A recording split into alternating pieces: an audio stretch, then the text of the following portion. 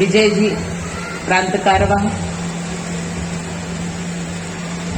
जिला संचालक जी, सह जिला संचालक जी, इस कार्यक्रम के आयोजक, समस्त मातृशक्ति, समस्त देशभक्त, धर्म भक्त,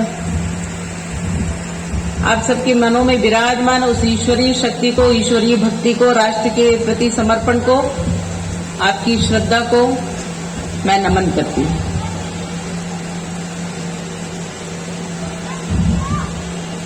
ये जो कार्यक्रम 4 तारीख से चल रहा है, आज उसका समापन है और भी आगे प्रक्रिया जो भी है, भंडारा है, अन्य और संस्कार है, वो सब होते रहेंगे। लेकिन इन दिनों में जो विषय चले और जो मेरे पास विषय आए, वो बड़े ही विचार करके और समाज को क्या जानने की आवश्यकता है, समाज में हमें क्या देना है, समाज का निर्माण कैसे होना है, समाज में कैसी जागृति लाना है, इस चीज पर, इस विषयों पर ध्यान दिया गया है। तो सच है कि हमने वर्षों वर्ष इतने कुठाराघात सहे, शक आए, हूण आए, यूशी आए, मुगल आए, अंग्रेज आए, अधर्मी आए, विधर्मी आए, उन्होंने हमारे ऊपर आक्रमण करके शासन किया और हमारी संस्कृति को नष्ट करने का प्रयास किया। कुछ शायरों ने कहा है, कुछ बात तो ऐसी है कि हस्ती मिटती नहीं हमारी। हस्ती वास्तव में नहीं मिटती है यदि हम अपने संस्कारों पर स्थिर रहें। पर जब अंग्रेज आए, उन्होंने कुछ दिमाग चलाया, बुद्धि चलाई। उन लोगों ने बुद्धि से देखा और अपने बुद्धि का उपयोग करके उन्होंने पाया कि भारत में ऐसा क्या है कि जो आता है वो यहां समाप्त हो जाता है। ऐसा क्या विषय है?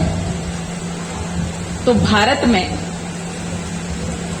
उन्होंने पाया, यहां गाय है, यहां गंगा माता है, यहां तुलसी माता है, गाय माता है, तो यहां वृक्ष भी माता पिता है, नदियां भी माता हैं। धर्म और शास्त्र हमारे मार्गदर्शक हैं। यहाँ एक रंग भी ऐसा है, जो भगवा है उसको गुरु मानते हैं लोग। सूर्य भगवान की पूजा करते हैं तो चंद्र भगवान की पूजा करते हैं, तो जीव जंतुओं की पूजा करते हैं, तो वायु की पूजा करते हैं, पंच तत्वों की पूजा करते हैं। ये भारत में है। भारत में संस्कृति है और संस्कार है। भारत में सनातन कभी समाप्त न होने वाला कब उदय हुआ है, ये किसी को पता नहीं। भारत की डेट ऑफ बर्थ किसी को पता नहीं है क्या पता? आपको पता है भारत का जन्म दिवस कब आता है? नहीं। पर आपको पता है कि हमारा देश विभाजित होकर के किसी और का जन्म दिवस कब हुआ ना? 1947 में हमारा भारत स्वतंत्र हुआ, पर उससे एक भाग कट गया। इसका मतलब किसी और का जन्म हो गया। तो जिसका जन्म हुआ उसका मरना सुनिश्चित है, यह प्रकृति है। जो जन्मा है वो मरेगा, और जो मरेगा तो कहां जाएगा? सनातन में मिलेगा। क्योंकि हम तो अखंडता की कल्पना करते हैं, हम तो अखंडता के गुण गाते हैं। खंडित वस्तु, खंडित व्यक्ति, हमारे तो देवी देवता भी स्वीकार नहीं करते। और इसलिए अगर कुछ खंडित हो जाता है तो कहा जाता है इसको अलग रख दो, ये भगवान पे नहीं चढ़ाएंगे। फल भी चढ़ाया जाता है तो पूरा चढ़ाया जाता है। चढ़ाते हैं ना? कुछ भी वस्तु चढ़ाएंगे, सुपारी चढ़ाएंगे तो पूरी चढ़ाएंगे, काट के नहीं चढ़ाते। पान चढ़ाएंगे तो पूरा चढ़ाएंगे।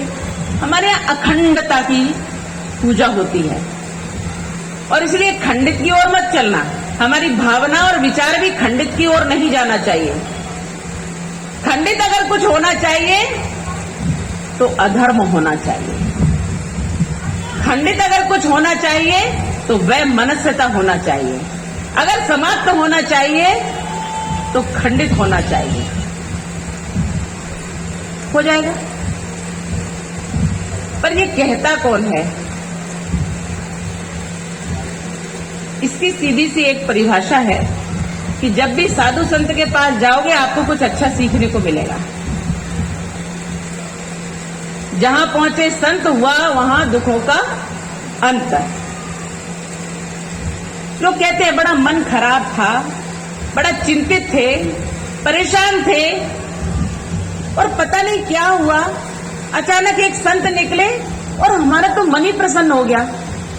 ऐसी शीतलता आई, विचारों में शीतलता आई, हमारे आसपास का एकदम ऐसा लगा कि जैसे मैं एकदम अच्छी हो गई हूं, सब कुछ भूल गई और सब कुछ अच्छा हो गया। ऐसा क्या हो गया?